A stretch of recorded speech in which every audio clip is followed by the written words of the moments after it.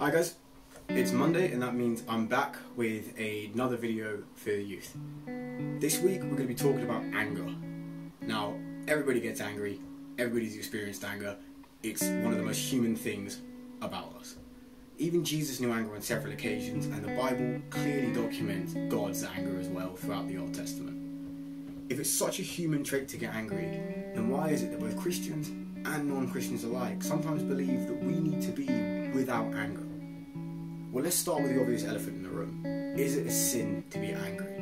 Now, growing up, I was a pretty aggro kid, and this led to some strange beliefs on my part. I saw the way that my anger affected those around me, and it led me to believe that my anger was inherently a sin against other people. A lot of other people believe this as well, and this is inherently wrong. Like all emotions, anger is part of human nature. It's not inherently sinful. However, what we know is that with anger, how it controls us is when the sin starts to creep in.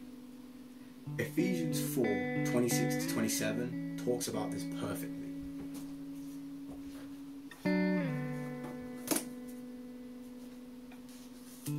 It says, "In your anger, do not sin. Do not let the sun go down while you are still angry, and do not give the devil a foothold." See that it doesn't talk about saying if you get angry or don't get angry. No, when Paul writes this letter, he specifically says when you get angry. He's acknowledging that anger is in our nature and it's going to creep up on us whatever we do. But specifically in there when he says don't let the devil get a foothold, it's about how anger affects you that's the problem. So what do we do about it? Well, in Proverbs 16:32, it explains why it's beneficial to push back against our anger. And I'm going to specifically use the ESV version because it explains it very, very well. "Whoever is slow to anger is better than the mighty, and he who rules his spirit than he who takes a city." In there it's saying that controlling your anger, having that self-control, makes you better than he who could conquer an entire city. Being slow to anger, not quickly jumping into rage, is better than the strongest warrior. We need to take control of our anger and not let it control us. If we let it control us, we become vulnerable to other things.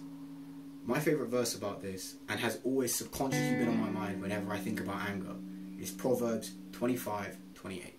And to paraphrase, it says, "A man who cannot control his anger is like a city without walls." And that is the best example of how vulnerable we are when we give in to our anger. It's really easy for other things to creep in and take hold when anger clouds your mind. An extreme example of this is murder.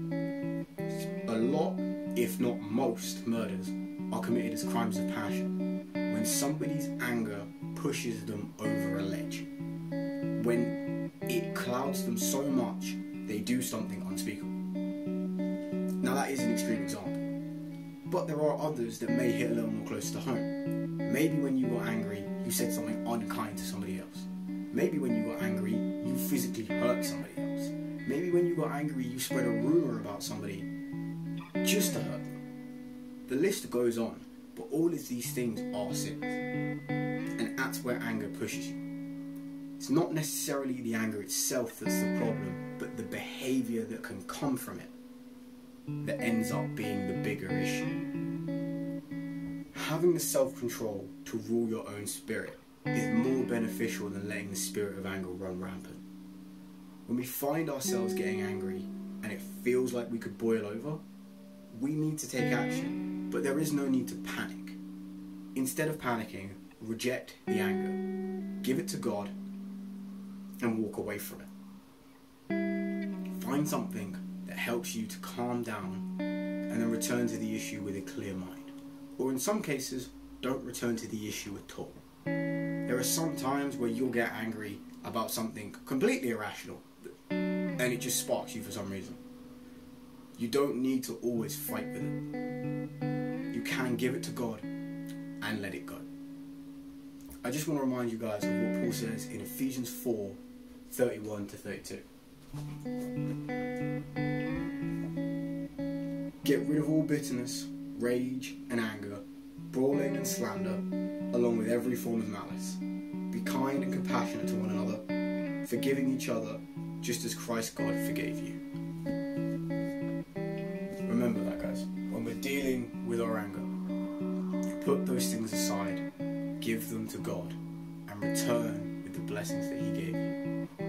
I hope this video has been beneficial for you guys, and I hope you've enjoyed it. If you have any questions, shoot them at me and let me know, and I'll see you in the next one.